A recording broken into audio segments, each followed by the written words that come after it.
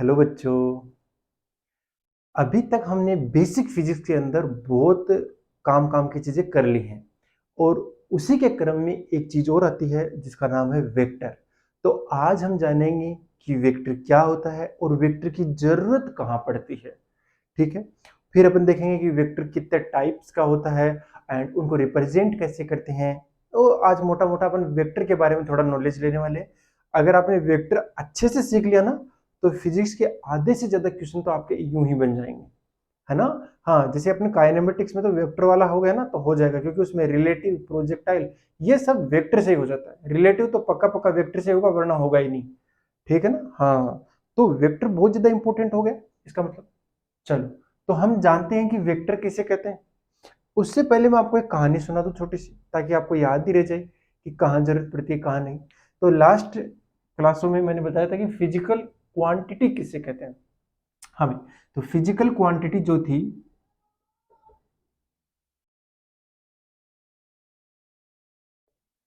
वो है कि किसी भी मतलब फिजिकल क्वांटिटीज को रिप्रेजेंट करने के लिए हमें दो चीजों की जरूरत पड़ती थी। पहला था एक न्यूमेरिकल वैल्यू। एग्जांपल के लिए देखते हैं 80 किलोग्राम, तो पहला न्यूमेरिकल वैल्यू और दूसरा यूनिट। अभी तक हमने एक चीज मिसिंग है इसमें, वो है डायरेक्शन। हाँ, हो सकता है इस क्वांटिटी के लिए डायरेक्शन की जरूरत ही नहीं पड़े और हो सकता है वो डायरेक्शन की जरूरत पड़े। चलो, मैं मान लेता हूं कि आप किसी एक दुकान पे जाते हैं, ठीक है, और वहां से क्या लेते हैं, 2 किलोग्राम चीनी लेते हैं, 2 केजी चीनी लेते हैं, और शॉपकीपर को बोलते हो कि भैया मुझे 2 किलो चीनी देना उत्तर दिशा से। है, अजीब लगा थोड़ा सेंटेंस। अजीब लगना भी चाहिए। क्यों? क्योंकि इसमें आपने उसके साथ में डायरेक्शन जोड़ दी जो क्या है, अदिश राशि है। अभी सदिश और अदिश यानी स्केलर और वेक्टर में भी अंतर समझ आएगा। बट आप सोचिए कि इसके साथ मैंने डायरेक्शन जब जोड़ी इस क्वांटिटी के साथ यानी मास के साथ, तो मुझे बड़ा ही अजीब सा लगा थोड़ा सा।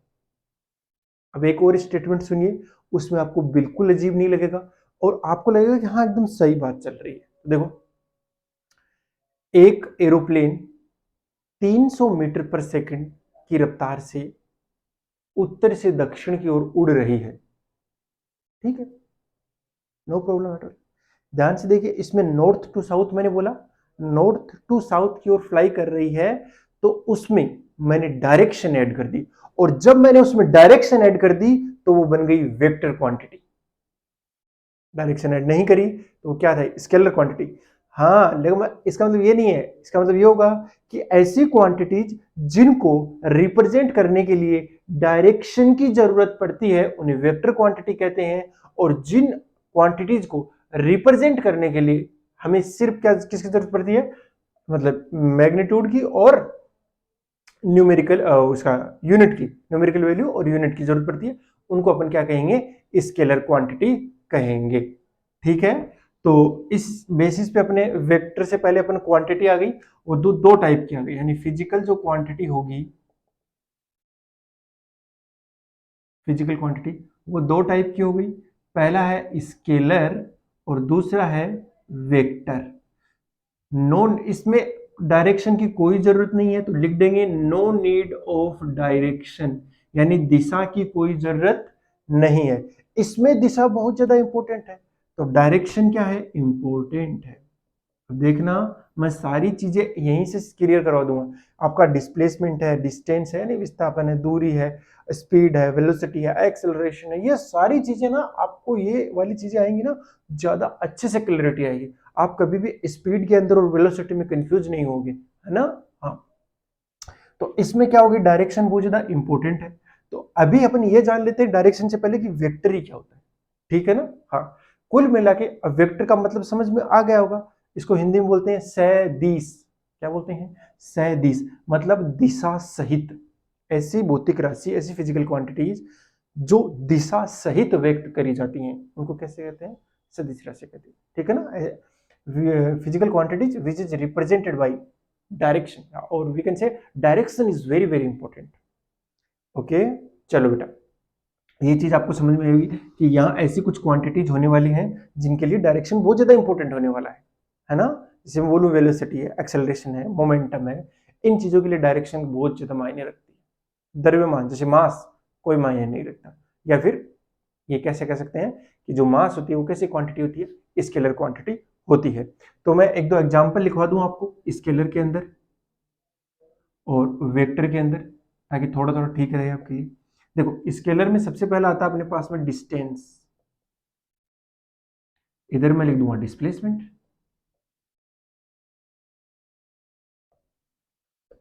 इधर आता है स्पीड, इधर आता है वेलोसिटी। फिर मैं इधर लिखते शुरू करता हूं। जैसे मास, आपका मास होता है कैसा होता है, स्केलर क्वांटिटी होता है। उसके अलावा जो टाइम होता है स्केलर होता है। बहुत सारी चीजें होती हैं, जैसे वर्क होता है, कार्य, एनर्जी, ये सब कैसे होते हैं, स्केलर क्वांटिटी। इलेक्ट्रिक पोटेंशियल, ठीक है यहीं लिख देता हूं, ये सब क्या होते हैं, पोटेंशियल तो वैसे वर्क डन ही होता है, तो वो वैसे भी स्केलर ही आएगा। इसके अंदर क्या आ गया एक्सेलरेशन, मोस्ट इंपॉर्टेंट वो है फोर्स, मोमेंटम। ऐसे और भी वो चीजें जो हम समय के साथ में पढ़ते रहेंगे, लेकिन अभी पता चले इन क्वांटिटीज को रिप्रेजेंट करने के लिए डायरेक्शन की कोई जरूरत नहीं है, लेकिन इन क्वांटिटीज को रिप्रेजेंट करने के लिए हमें डायरेक्शन की जरूरत पड़ेगी ही पड़ेगी, अदरवाइज ये चीजें आधी अधूरी रहती है। ठीक है ना। हाँ चलिए, मुझे लगता है कि आपने ये सारे नोट कर लिए होंगे, और अब देखते हैं वेक्टर का असली मतलब क्या है। ठीक है जी, तो पहले देखते हैं कि वेक्टर तो हमने समझ लिया क्या है वेक्टर। अब देखते हैं रिप्रेजेंटेशन या नोटेशन, कैसे लिखते हैं वेक्टर को। ठीक है, जैसे मैं बोलूं बेटा ये एक वेक्टर है, ये ऐसे ही लिखते हैं हमेशा, ऐसे ही। ये होगा एक एरो जैसा, ये इसकी क्या हो गई, टेल यानी पूंछ हो गई। ये इसका क्या हो गया, सर हो गया यानी हेड हो गया। और ये क्या होगी, इसकी लेंथ। तो यानी जो फिजिकल क्वांटिटी है उसकी डायरेक्शन किधर से किधर है, इधर से इधर हो गई, यानी टेल से लेकर हेड की ओर उसकी डायरेक्शन है। और ये जो इसकी लेंथ है वो उसका मैग्नीट्यूड बनेगा। जो न्यूमेरिकल वैल्यू आती है ना फिजिकल क्वांटिटीज में, वो न्यूमेरिकल वैल्यू इस वेक्टर की, यानी इस जो दिख रहा है ना एरो, ये तीर, जो एरो से रिप्रेजेंट करेंगे हमेशा। तो किसी भी वेक्टर को हमेशा किससे रिप्रेजेंट करेंगे, एरो से। इसका मतलब हुआ जो इसकी लेंथ हुई, वो लेंथ किसको रिप्रेजेंट करेगी, मैग्नीट्यूड ऑफ वेक्टर। अब देखो, मैं बोलूं 10 मीटर को रिप्रेजेंट करो, तो 10 मीटर जितना लंबा एरो बनाएंगे। 20 करो, अरे भाई कितना लंबा एरो बना देंगे ऐसे। तो क्या है, इसको ऐसे नहीं लिखा जाएगा आपसे, मैं उसको क्या नाम दे देंगे, कोई एक नोटेशन देंगे। तो नोटेशन कैसे लिखा जाएगा, नोटेशन देख लो फिर, वो लिखा जाएगा वेक्टर ए।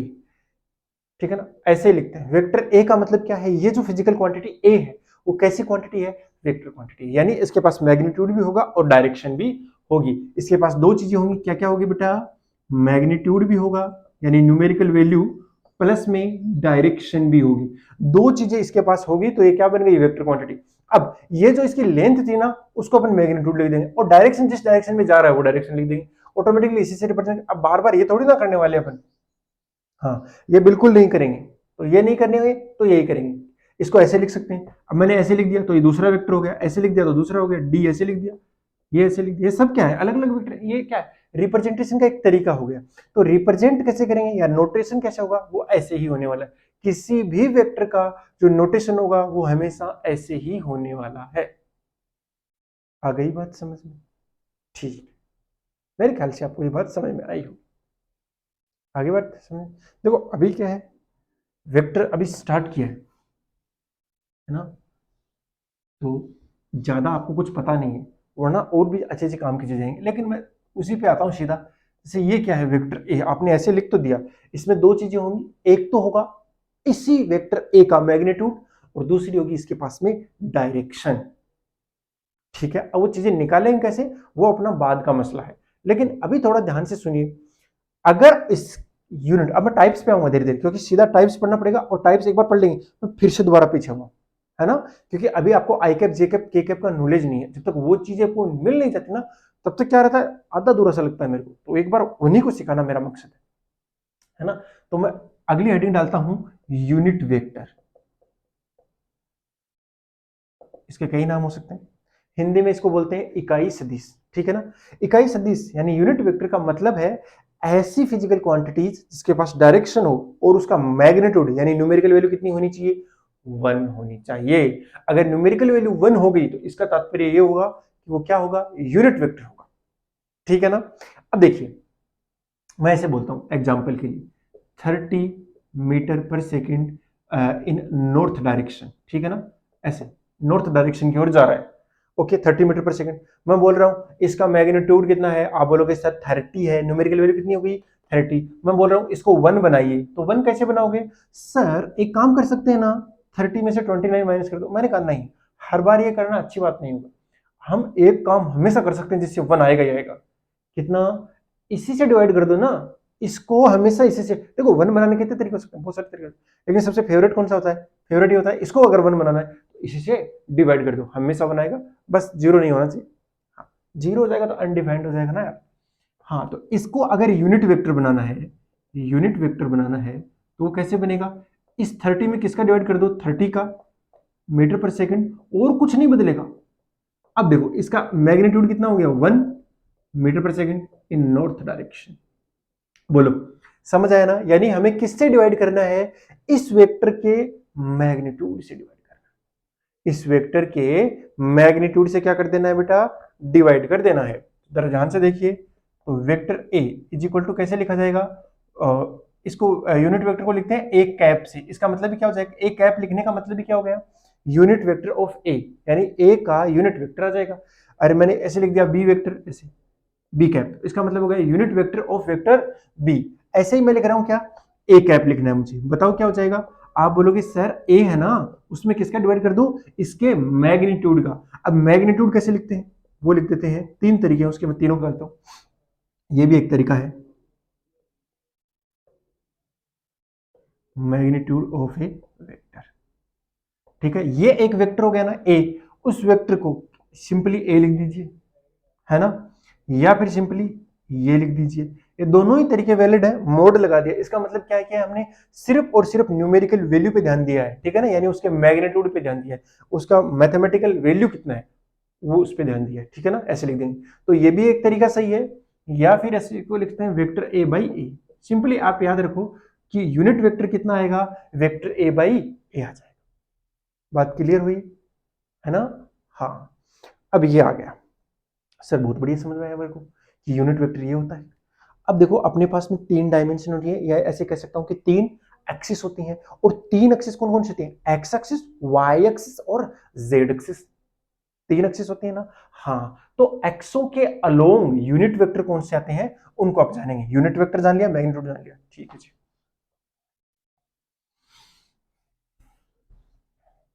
चलो यानी unit vector along x axis.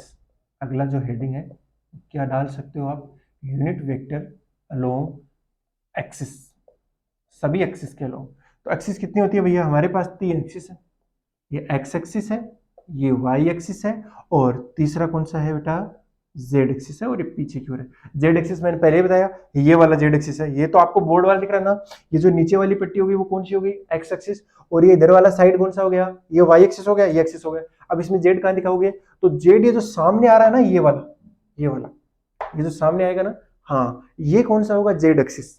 बात समझ आ गई। हाँ आपको तो इतना तो आता होगा कोऑर्डिनेट वगैरह, किसी पॉइंट के कोऑर्डिनेट वगैरह लिखना, ठीक है जी।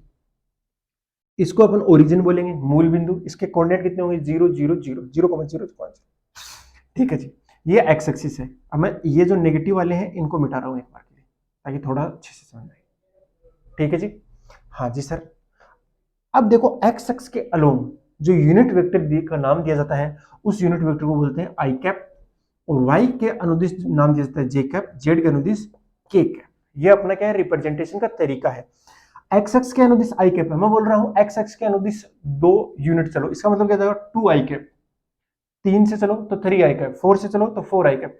चलो वाई के अनुदिश चलते हैं इस बार, वाई एक्सिस के लो, तो कितना आएगा, 2 आई कैप आ जाएगा, 3 आई कैप, सॉरी जे कैप, 1 आई कैप, जे कैप, 2 जे कैप, 3 जे कैप। और अगर सिर्फ जेड में चल रहे हैं तो सिर्फ इसके अलोंग चलेंगे तो के कैप, 2 के कैप। ठीक है बढ़िया। नेगेटिव में चलेंगे तो पीछे की ओर जाएंगे तो माइनस के कैप, माइनस 2 के कैप। वैसे ही एक्स में इधर जाएंगे तो minus I cap, minus J cap, minus sorry minus I cap, minus 2 J cap, minus 3 cap. मतलब डिस्टेंस पे भी निर्भर करेगा कितना आ रहा है। है ना। तो ये आई कैप का मतलब क्या हो गया, इस डायरेक्शन में 1 यूनिट, इस डायरेक्शन में कितना है 1 यूनिट। वो कहीं पे भी हो सकता है, वो जरूरी नहीं है 0 से स्टार्ट होकर 1 तक ही जाए, वो कहां से कहां तक जा सकता है 4 to 5 तक भी जा सकता है। अभी भी ये कितना बनेगा, ये भी आई कैप ही है। डायरेक्शन किसके अलोंग है, एक्सिस के अलोंग। वही बोल रहा हूँ, वो सिर्फ और सिर्फ कितना होना चाहिए 1। जैसे मैं बोलूँ 2.5 से 3.5 किया तो भी तो ये कितना है, एक ही हुआ ना। हाँ, इसको अभी समझेंगे अपन डिस्प्लेसमेंट वेक्टर से या पोजीशन वेक्टर से, ठीक से, ठीक है ना। हाँ, वैसे इसमें भी कहीं से भी चल लो, वो क्या हुआ, एक आपको यूनिट कितना चलना है, 1 यूनिट चलना है, और 1 यूनिट चलते ही जो आएगा वेक्टर आएगा, है ना, उस वेक्टर की लेंथ 1 हो जाएगी, इसलिए 1 है, इसलिए उसे क्या बोलते हैं, यूनिट वेक्टर। तो एक्स एक्सिस के अलोंग यूनिट वेक्टर कौन सा है बेटा, ध्यान में रखो, एक्स एक्स के अलोंग, एक्स एक्स के अलोंग कौन सा आया, आई कैप आया। वाई एक्सिस के अलोंग कौन सा है बेटा, जे कैप आया। और जेड एक्सिस, ये मैंने पॉजिटिव लिखे हैं, नेगेटिव अपने आप समझ जाना, minus axis minus I cap, minus Y axis minus J cap, minus Z axis के कैप। बात समझ आ गई ना। हाँ, चलिए, ये चीज क्लियर हुई। अब थोड़ा सा समझते हैं, देखो मैग्नीट्यूड निकालना भी समझ जाएंगे और अपन वेक्टर को रिप्रेजेंट करने का तरीका भी समझ जाएंगे, ठीक है ना। हाँ, अब एक थोड़ा सा एग्जांपल लेते हैं जिसको अपन पोजीशन वेक्टर भी कह सकते हैं, ठीक है। ये समझ आया ना। अभी पोजीशन वेक्टर देखो जैसे करूंगा पूरा क्लियर हो जाएगा, आपका डाउट ही नहीं बचेगा। चलो करते हैं फिर।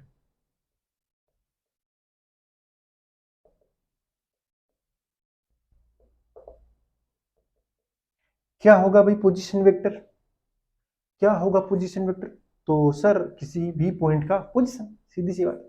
चलिए एग्जांपल से समझते हैं, मैं कोई एक पॉइंट ले लेता हूं 3,4, ठीक है। अभी 3,4 है और दो ही एक्सिस ले रहा हूं, ज्यादा ले ही नहीं रहा हूं ताकि बहुत ही अच्छे से समझ में आ जाए। यह बोला एक्स अक्ष के अनुदिश कितना, हमें एक्स अक्ष के अलोंग कितना चलना है, 3 यूनिट चलना है। चल लो 1 2 एंड 3, ठीक है। लेकिन अभी यहीं पहुंचे ना, ओरिजिन से स्टार्ट हुए ओ से, अभी यहीं पहुंचे, पी पे नहीं पहुंचे। तो बोला कि वाई एक्सिस के अनुदिश कितना चलना है 4 यूनिट, यानी 1 2 3 एंड 4। तो ऐसे क्यों चले आप, सीधा यहीं से यहीं चले जाते, सीधा यहीं से यहीं चले जाते। तो यहीं से यहीं जाने का तरीका भी यही है बेटा। ये जो आपको दिखाया गया है ना, यही क्या है, ये जो आपको दिखाया गया है ना एरो बना के, यही क्या है आपका पोजीशन वेक्टर है पॉइंट पी का। और इस पॉइंट पी के कोऑर्डिनेट कितने हैं, 3,4। लेकिन अभी तक हमने पी को लिखा नहीं है, पी को लिखा नहीं है। तो पोजीशन वेक्टर पी अगर मुझे लिखना हो तो कैसे लिखेंगे, कैसे लिखेंगे पी, वो लिखेंगे बेटा वेक्टर कितना चले, एक्स में कितना चले, 3 चले ना, एक्स में कितना चले 3 आई कैप, और वाई में कितना चले 4 जी कैप। बस हो गया, एक्स में 3 वाई में 4, 3 आई कैप प्लस में 4 जी कैप। तो ये पॉइंट पी का पोजीशन वेक्टर आ गया। ध्यान में रखिए ये पोजीशन वेक्टर आया तो है, लेकिन ये किसके रिलेटिव आया है, ओरिजिन से। हमने कहां से चलना शुरू किया, ओरिजिन से। अगर हम कहीं और से चलना शुरू कर देंगे तो गड़बड़ी हो जाएगी, अभी समझेंगे उसमें कैसे। तो हमेशा आपको क्या ध्यान में रखना है, फिलहाल के लिए आप इतना ध्यान में रखिए कि अगर आप ओरिजिन से चलना शुरू करते हो तो ये इतना ही आएगा, सीधे सीधे जो इसके कोऑर्डिनेट दिख रहे हैं आई कैप जे कैप के कैप लगा दीजिए, आपका आंसर हो जाएगा। जो प्लस है प्लस है, माइनस है माइनस है। क्लियर हो गई बात, समझ में? ठीक है। अभी इसकी लेंथ बतानी है, वही तो, अरे ये लेंथ ही तो होगी मैग्नीट्यूड, इसी लेंथ को क्या बोलेंगे, मैग्नीट्यूड यानी परिमाण, जिसको मैं किससे लिखूंगा, इससे लिख दूं, लिख दो सर कोई दिक्कत नहीं।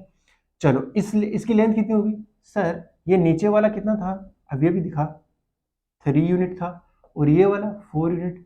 और सर ये क्या है, एक राइट एंगल ट्राइंगल है, तो इसमें पाइथागोरस लगा देंगे। तो ये वाली जो लेंथ है ना सर, ये तो सर आपने पी वेक्टर बता दिया, इसकी जो लेंथ है वो क्या हो जाएगी सर, √3² प्लस में 4², कितना हो जाएगा, √25, यानी कितना आएगा 5 यूनिट। 5 यूनिट आ गया ना। हाँ कैसे, कि भैया इसके अलोंग हम कितना डिस्टेंस चल रहे हैं, अगर सीधा ओ से पी जाते तो कितना जाते, 5 यूनिट जाते। देखो इधर से इधर के 7 हो गया वैसे, है ना। अब ये वेक्टर है तो ऐसे नहीं आ जाता है कि 3 + 4 ये 7 आ जाएगा ना, ये 5 आएगा। ये इसका क्या है, मैग्नीट्यूड है, क्या है इसका, मैग्नीट्यूड है। तो मैग्नीट्यूड कितना आएगा बेटा, वो 5 ही आएगा, ठीक है। यानी इसके अलोंग हम कितना चले हैं, ओनली 5 यूनिट चले हैं। अब मैं कहता हूं पी कैप लिखिए, पी कैप का मतलब हो गया यूनिट वेक्टर ऑफ पी लिखो।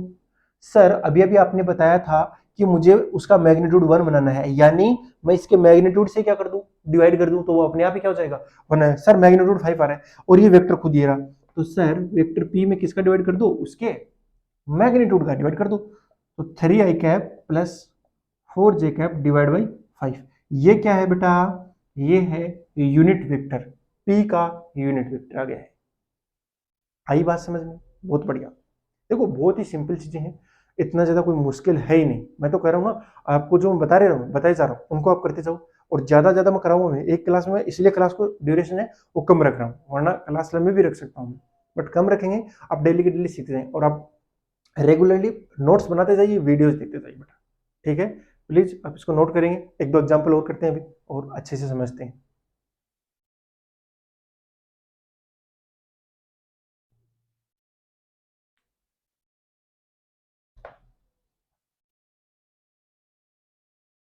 ठीक है बेटा, समझ गए होंगे।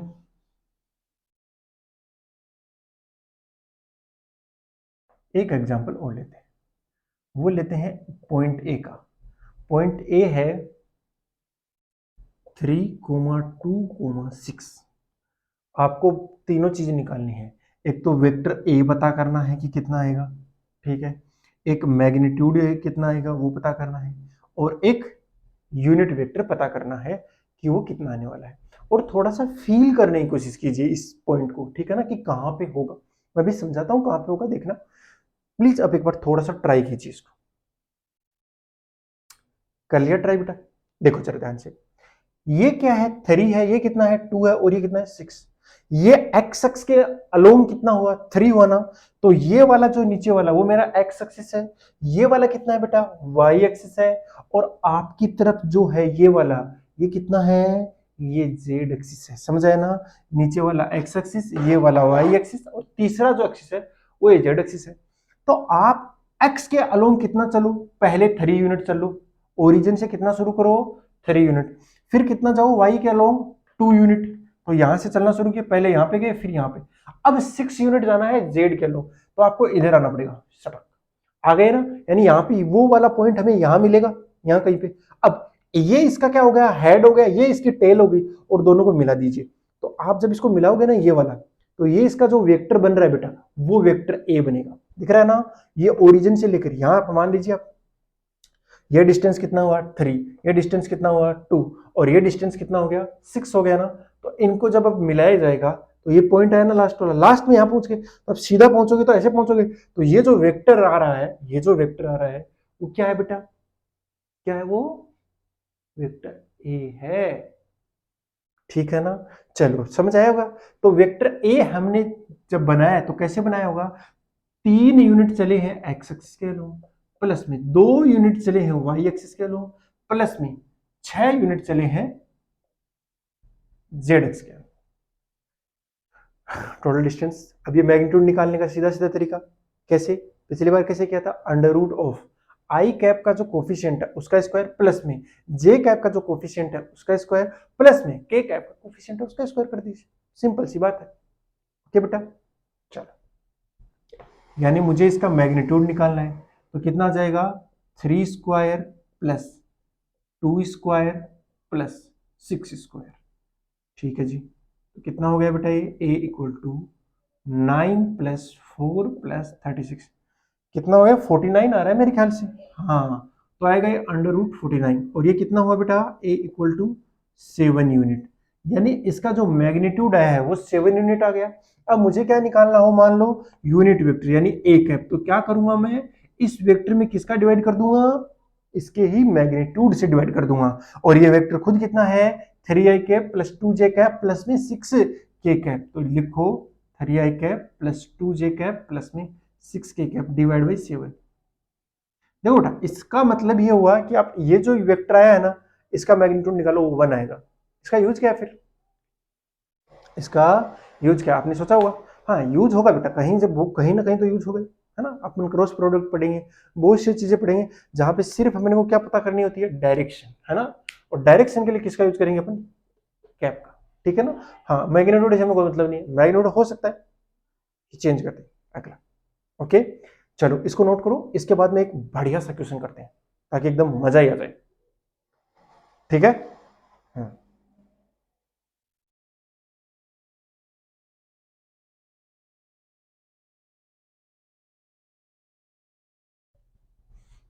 चलो बेटा,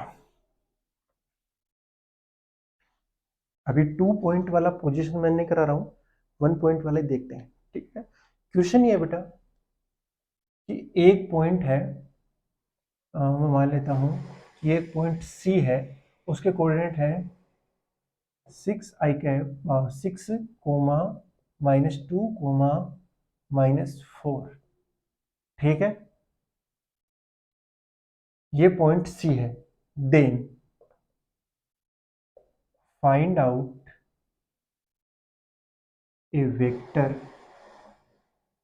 along vector c whose magnitude is 5 unit. अब मजा आएगा। देखो क्वेश्चन हिंदी वालों को, बच्चों को बता दूं मैं, ये एक पॉइंट सी दे रखा है ना, हमें फाइंड करना है, find out a vector along C, vector C के अलोंग, सी के अलोंग का मतलब सी की डायरेक्शन में, सी के अलोंग का मतलब क्या होगा, जो सी की डायरेक्शन होगा उसी की डायरेक्शन में हमें एक वेक्टर फाइंड करना है जिसका मैग्नीट्यूड कितना हो, 5। बात समझ आ गई क्या? देखो ये वेक्टर सी आएगा, इसका कुछ ना कुछ मैग्नीट्यूड भी आएगा, यानी इसके पास डायरेक्शन भी आने वाली है ना। हाँ, यानी इस डायरेक्शन में आ गया, मान ले तो कि इस डायरेक्शन में आ गया ये। अब बोला कि इसी डायरेक्शन में एक और वेक्टर फाइंड करो, डायरेक्शन यही होनी चाहिए, कुछ नहीं बदलना चाहिए, सिर्फ क्या बदलना चाहिए, मैग्नीट्यूड, और वो मैग्नीट्यूड कितना होना चाहिए, 5 यूनिट। अरे वाह, ये क्वेश्चन अच्छा है। अच्छा हुआ कि नहीं हुआ? हाँ अच्छा हुआ। तो कैसे कैसे इनको हैंडल करेंगे वो देखना है, इसीलिए किसका यूज करेंगे अपन, यूनिट वेक्टर का यूज करने वाले। बढ़िया। कैसे करेंगे बेटा यूनिट वेक्टर का यूज? देखो जरा ध्यान से, आप पहले क्या करो, यूनिट वेक्टर निकाल लो, उसका मैग्नीट्यूड तो 1 होगा बट उसके पास डायरेक्शन होगी। बात समझा कि ना? उसके पास क्या होगा, मैग्नीट्यूड तो 1 होगा बट डायरेक्शन तो होगी ना। तो मुझे पहले सी फाइंड करना पड़ेगा, तो मैं सी फाइंड कर लेता हूं। सी कितना हो जाएगा, 6i cap -2j cap -4k cap. देखो ये जो वेक्टर है इसके पास दोनों चीज है, कौन कौन सी चीज है बेटा, मैग्नीट्यूड भी है प्लस में डायरेक्शन भी है ना। मैग्नीट्यूड वो है जो इसका खुद का है। अब मैं बोल रहा हूं आप इसके मैग्नीट्यूड को 1 बना दो। 1 कैसे बनाएंगे, इसी के मैग्नीट्यूड से क्या कर देंगे, डिवाइड कर देंगे। तो करो डिवाइड, सी कैप निकालना है मतलब, बनाओ। अच्छा सर सी तो पता नहीं, अरे सी कैसे नहीं पता, √6 का स्क्वायर प्लस में -2 स्क्वायर प्लस -4 स्क्वायर। जरा ध्यान से देखो कितना आ गया बेटा, 36, 4 और 16, यही है ना। हाँ, तो कितना आएगा, √56, है ना, 56 आ गया। ये सी, तो सी कैप कितना आ गया बेटा, 6i cap -2j cap -4k cap divided by √56 आ गया। जी सर बिल्कुल आया समझ में। तो ये बेटा वो वेक्टर है जिसका मैग्नीट्यूड कितना है, इसका मैग्नीट्यूड कितना है, 1, प्लस में डायरेक्शन तो वही है ना जो सी के अलोंग है। हाँ, तो सी के अलोंग वाला डायरेक्शन, इसका मैग्नीट्यूड 1 हो गया। अब मैं बोल रहा हूँ इसी को है ना, इसको कितना बनाना है, इसका 1 है और इसको 5 बनाना है। तो 1 को 5 बनाना कैसे बनाएंगे, 5 से मल्टीप्लाई कर देंगे, सीधी सी बात है। अरे 1 को 100 बनाना है, 100 से मल्टीप्लाई कर दो, सबसे आसान तरीका यही तो होता है। यानी इसको किससे मल्टीप्लाई कर देंगे, 5 से। जैसे ही 5 से मल्टीप्लाई करोगे आपका काम हो गया, जैसे ही 5 से मल्टीप्लाई करोगे आपका काम हो गया। चलिए ध्यान से देखिए, तो कितना आएगा बेटा, ये आ जाएगा, अब मैं मान लेता हूं डी वेक्टर है ना, तो उसका मैग्नीट्यूड कितना होना चाहिए, 5, और उसकी डायरेक्शन किसके अलोंग होनी चाहिए, सी के। तो सी कैप से मल्टीप्लाई कर दो, तो vector D equal to 5 into में सी कैप कितना है, 6i cap -2j cap -4k cap divided by √56। Okay बेटा। तो ये एक क्वेश्चन है जो आप समझ गए होंगे, और बहुत यही आंसर आएगा इसका, और बहुत ही इजी क्वेश्चन था। मेरे ख्याल से आज का सेशन आपको बहुत ही अच्छा लगा होगा और बहुत ज्यादा समझ में भी आया होगा। ठीक है ना। आप क्या है, और भी कुछ बेसिक जानकारी है वो वेक्टर की, वो मैं अगले लेक्चर में दूंगा, और आप इसको अच्छे से पढ़ेंगे। आज के क्लास में हमने मेजरली जिस पे ध्यान दिया है वो वेक्टर क्या होता है उस पे, प्लस में एक्सिस के अलोंग कौन कौन से वेक्टर होते हैं, और साथ में यूनिट वेक्टर और उसका एक यूज भी देख लिया हमने। ठीक है ना, कि हमें अगर कोई वेक्टर फाइंड करना है जो किसी वेक्टर के अलोंग है, तो क्या करते हैं, उसके सिर्फ क्या निकालते हैं, यूनिट वेक्टर निकालते हैं, उसके मैग्नीट्यूड से मल्टीप्लाई कर देते हैं जितना मैग्नीट्यूड हमें चाहिए फाइनल वाले वेक्टर के लिए। ठीक है बेटा, चलो बेटा, wishing you all the very best, मिलते हैं नेक्स्ट क्लास में, तब तक के लिए बाय, जय हिंद।